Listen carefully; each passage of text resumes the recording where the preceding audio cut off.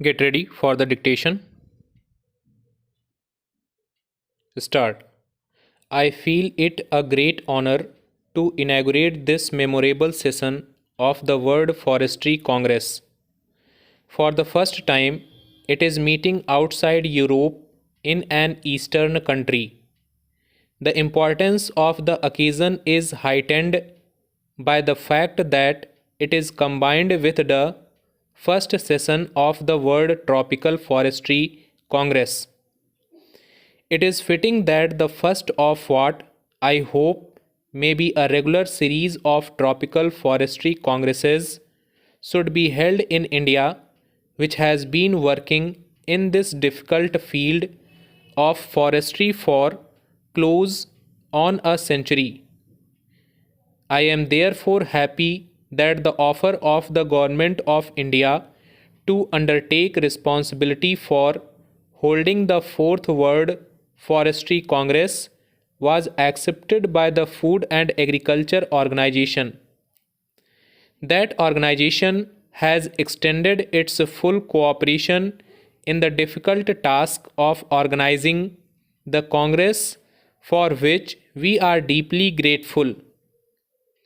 I believe we have here today as representative gathering of world foresters and technicians connected with wood-based industries as has ever assembled in any place before.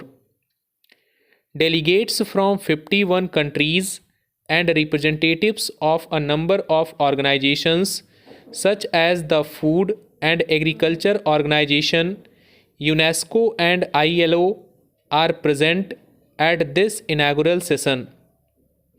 It is a matter of gratification that even countries which are not members of the FAO have considered the Congress important enough to send strong delegations to participate in its discussions. In the name of India, I extend to all the members of the Congress a most cordial welcome. Many of them have taken part in the excursions which were organized in the different parts of the country. I hope they have been able to see something of our forestry activities and of the art and culture of this ancient land. It is appropriate, I think, that the Congress meets at Dehradun, which is universally recognized as the headquarters of Indian forestry. The Forest Research Institute, in whose convocation hall we are assembled today, is one of the oldest institutions of research and education in the country, dating back as it does to 1878 when it started as a modest school for training forest rangers. During the 3 quarters of a century of its existence, it has played a leading part in the development of Indian forestry.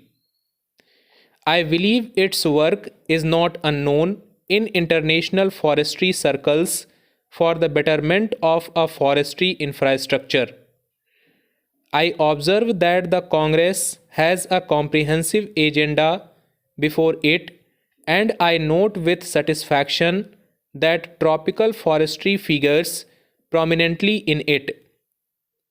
The discussions will no doubt be of a technical nature, but if the recommendations which emerge from the discussions are to be fruitful, they must inevitably take note of administrative, budgetary, and social considerations. Forestry is not an end in itself. As an aspect of land utilization, its value and significance are exactly in proportion to the sustained contribution it makes to human welfare tangibly and directly through the produce that comes out of the forest and subtly and indirectly by protecting the soil and conditioning the climate, thereby sustaining the physical basis of life. Forests also provide a refuge and home for wildlife. In the end, they have a great recreational and aesthetic value.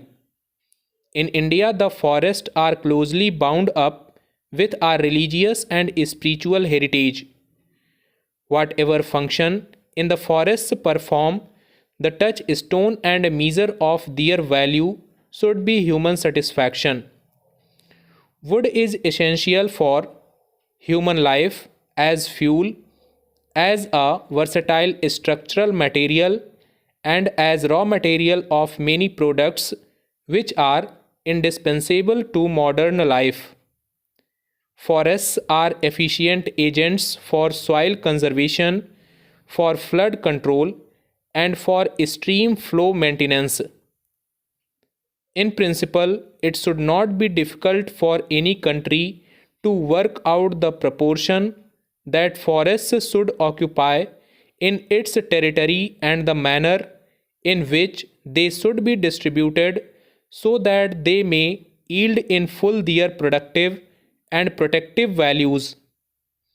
But hardly in any country would it be possible to secure a logically desirable and theoretically correct allocation of land to agriculture, pasture, and forestry because one is not planning on a clean slate, so to say.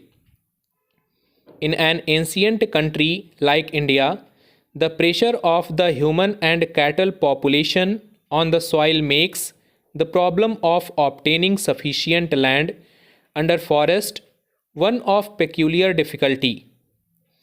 An approach to the target fixed can often be made by afforesting waste lands, by rehabilitation of waste woodlands, and by encouraging village forestry.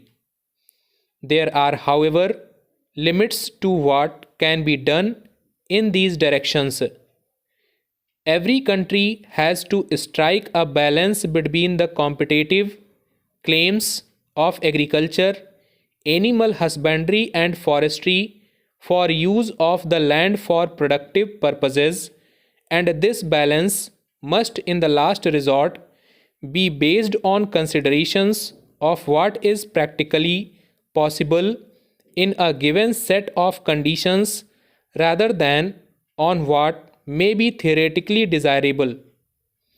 In the older countries, it may happen that the area under forest plus the area available for afforestation is less than what is considered the desirable minimum now stop.